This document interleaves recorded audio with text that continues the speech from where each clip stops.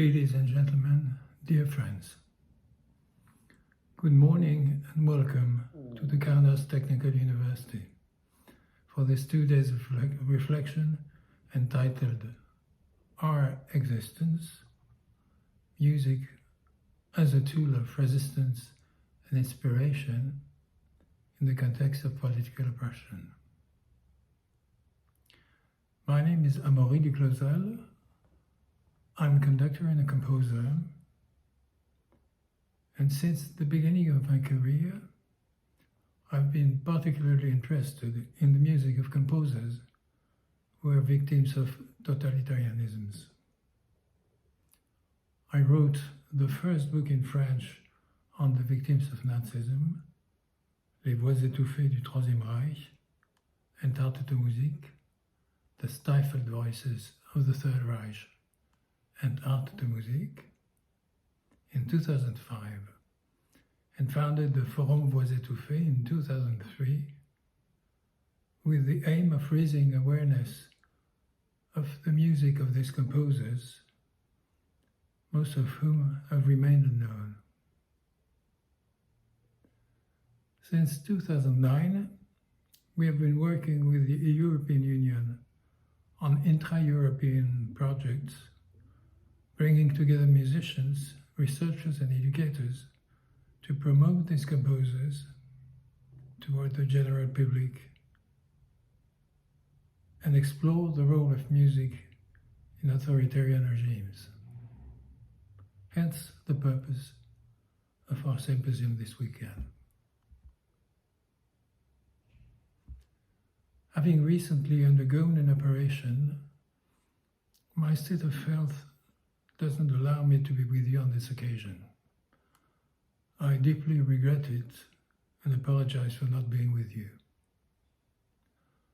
I would like to extend my warmest thanks to Professor Dario Martinelli for organizing this symposium and for agreeing to host it at the Kaunas TU. He's been closely involved in setting up this project, and I'm extremely grateful to him and his team. After this introduction, Dr. Philippe Olivier will briefly present the work of the Forum Voix étouffées, with which he has been closely associated since its creation. Many thanks to him too. Thanks also to all the speakers of these 2 days, whose papers' titles have already whetted my curiosity and my deepest interest.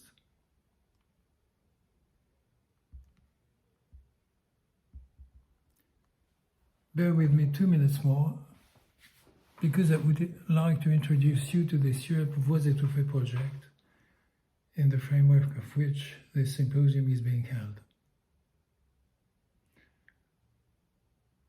Boris Romanchenko, a survivor of the Nazi concentration camps, was killed by Russian forces on the 22nd of March 2022, when the building where he lived in Kharkiv, in northeastern Ukraine, was bombed. From one totalitarianism to another, the fate of this 96-year-old man, who had survived Buchenwald and Bergen-Belsen, among other places, tragically belies certain European naivety, which believed that war was over since the fall of Nazism in the Soviet Union. The war in Ukraine is a tragic reminder of how little we can learn from history, and how the work of remembering, which is expected to prevent the mistakes of the past from being repeated, must always be put back on the drawing board. Disinformation and revisionism are the main weapons of the Kremlin's propaganda. The power of events is such that it makes us forget the fact that in certain illiberal EU member states, solidarity is being used to mask the undermining of the rule of law and fundamental freedoms. And the fact that anti-Semitism, xenophobia, and anti-Europeanism continue to thrive in a low-key way in a general context of progressive amnesia about the history of the Holocaust. Since 2009, the Voix étouffées Stifled Voices project, of which the series of events taking part this year is a part, has traveled throughout the European Union with the support of the Europe for Citizens program of the European Commission, using the music of composers who are victims of the totalitarian regimes of 20th century Europe as a means of transmission of the memory of the convulsions on which modern Europe was built. The Music, War and Peace in Europe 1922-2022 project, symbolically using the key dates in contemporary Ukrainian history as time marks, that's to say 1922, the country's attachment to the USSR and loss of independence, and 2022, the beginning of the Russian invasion. Is a reminder that many European wars of the 20th century were marked by a trend to commit genocide. The Holocaust first and foremost, but also the massacres at Srebrenica in Bosnia-Herzegovina, massacres in Kosovo, and war crimes such as those currently taking place in Ukraine. In all of these circumstances, even the most tragic, music has played a fundamental role in inspiring resistance and alleviating the suffering of prisoners in concentration camps and of the civilian population.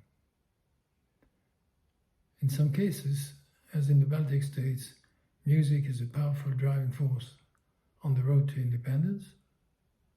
During the siege of Sarajevo, 48 concerts were held in the city under sniper fire, including the 1994 concerts by the rock band Iron Maiden or Mozart's Requiem, conducted by Zubin Mehta.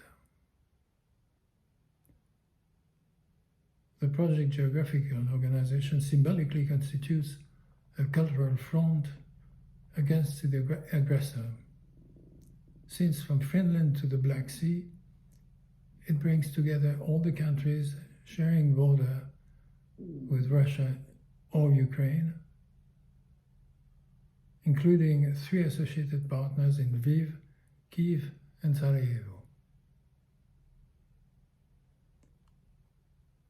The aim of this project is to remember 1.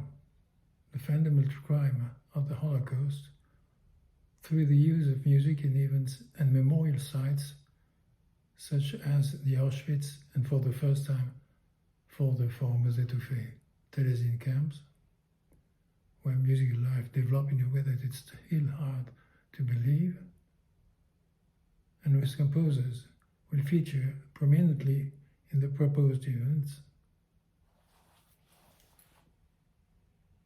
The project will also work with museums and Jewish communities in the Baltic states, Vilnius, Riga, and for the first time Tallinn, as far as Finland on the one hand, and countries sharing borders with Ukraine, Poland, Slovakia, Hungary and Romania on the other. In this geography of proximity to the current war, these events will commemorate key dates in the Holocaust, history, liberation of the Nazi concentration camps on the 27th of January 2023, International Holocaust Day on the 18th of April 2023, Kristallnacht, etc. Second, the role played by music as a weapon of resistance to totalitarianisms during the Second World War in occupied countries, and during the Cold War by the populations of countries joining the European Union after their independence or in the process of joining it.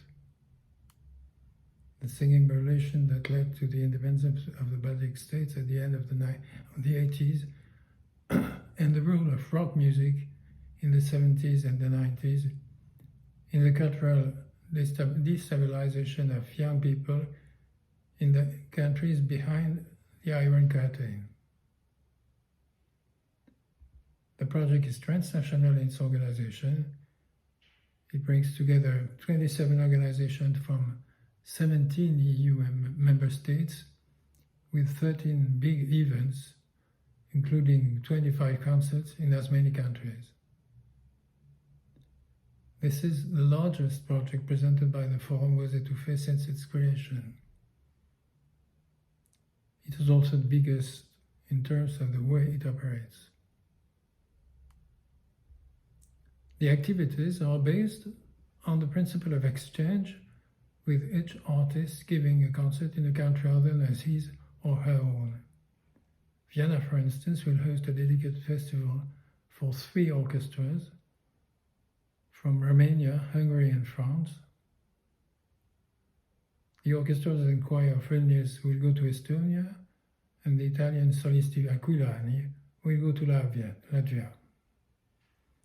The same will apply to the experts who will meet collectively at the Sarajevo and the Kaunas colloquiums, but will also be asked to lead online conferences or to podcast on the project's web radio on subjects related to the project throughout its duration. Finally, transnationality will involve the mobility of the public itself. The project will bring young adults, students, young workers, musicians from different project partner countries to the Auschwitz Museum in Terezin, symbolic places of the Holocaust. Symbolically, the partner Erstes Frauenkammerorchester von Österreich will give the concert planned for the occasion.